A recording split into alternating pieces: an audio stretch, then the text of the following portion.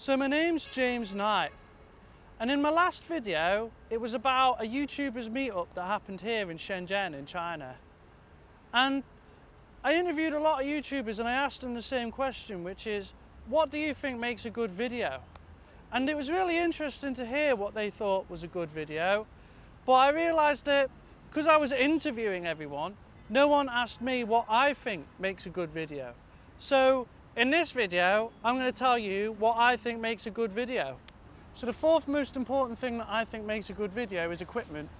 Of course, if you spend more money and get better equipment, then your video is going to look better than someone that's used some low budget equipment to make the same video. Better equipment gives you more opportunities to do more things in a video. Like for example, if you've got a DSLR camera, you can change the lens.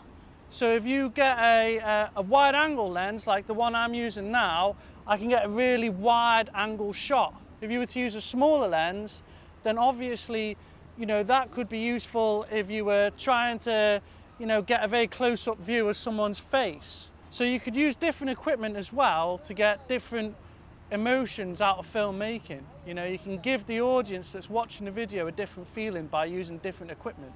For example, as well, you've got to think about when to use the equipment. Like, for example, gimbals are amazing to get really, really, really nice shots. But if I was on a boat, I wouldn't want to use a gimbal because I'd want the film to show the rocking of the boat, to give the audience the feeling that they're on the boat too. If they're on a boat and it doesn't look like it's rocking, it will lose some of its authenticity, wouldn't it? So that's something to think about with equipment. The third most important thing, I think, is cinematography and thinking about how to make a film. Like, you need to think about shutter speed. I mean, do you want this kind of feel in your videos, like this blurry kind of, authentic, just like how your eyes see the world kind of video, then you do need to start thinking about shutter speed. You need to think about frames per second. How many frames per second do you want in your film? Do you want it 30 frames per second and have those extra frames so that the shots seem a bit kind of less jagged? Or do you want to film at 24, 25 frames per second and have it looking much more cinematic like a real film?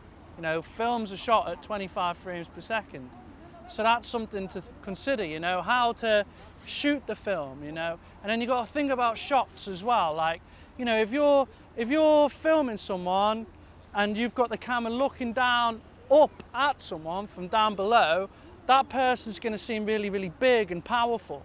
And that's going to give the audience a sense of power with that particular person that you're filming. Whereas if you're looking down at someone, you're going to make them look weaker and smaller and more vulnerable. Also editing. With editing, you look at everything that you've filmed and then you make a decision about what's in the film and what's out. Also, it gives it almost like a varnish, polishes the film. It just makes it look finished. The second most important thing is storytelling. Film is storytelling, and everything has a beginning, a middle, and an end. Throughout the whole process, as well as with editing, editing helps you with storytelling, right? And as long as you don't make the storyline too complicated, you want to keep it quite simple so that people understand. There's a beginning, a middle, and an end. Don't side note here and this bit happened and that bit. Try and just keep it simple. I'm going to this place, I'm at this place. This is what's happening at this place, and now I'm leaving this place or whatever. Storytelling is definitely a very important film in filmmaking, because if you don't think about storytelling and you try and make it too complicated, then your film's going to start looking messy. And then the first and most important thing, without a doubt, is good audio. Always have to think about how to film good audio. I'm using this right now, which is a transmitter and a receiver, and the reason why I'm using it is because it's great for narration, like I'm doing now.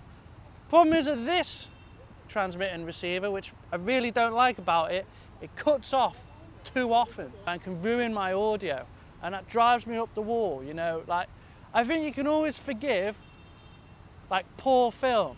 If the film doesn't look brilliant, that can be forgiven, but bad audio, I mean, it's like when you listen to a bad song, a terrible song when you listen to someone that can't play the guitar, or when you listen to someone that can't sing, and you just can't stand it, you've got to leave the room, right?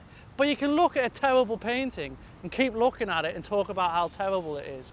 So audio is by far the most important thing, in my opinion, about any film.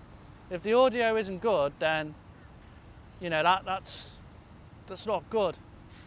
So these are the things that I think is important about filmmaking. This is based on the opinion that I think the most important thing about filmmaking is telling a story. This video isn't about how to get loads of views on YouTube or anything. This is, you know, just about what I feel about film, because for me the most interesting thing about it is the storytelling. So I hope you like this video. Please like and subscribe, and I'll catch you next time. Goodbye.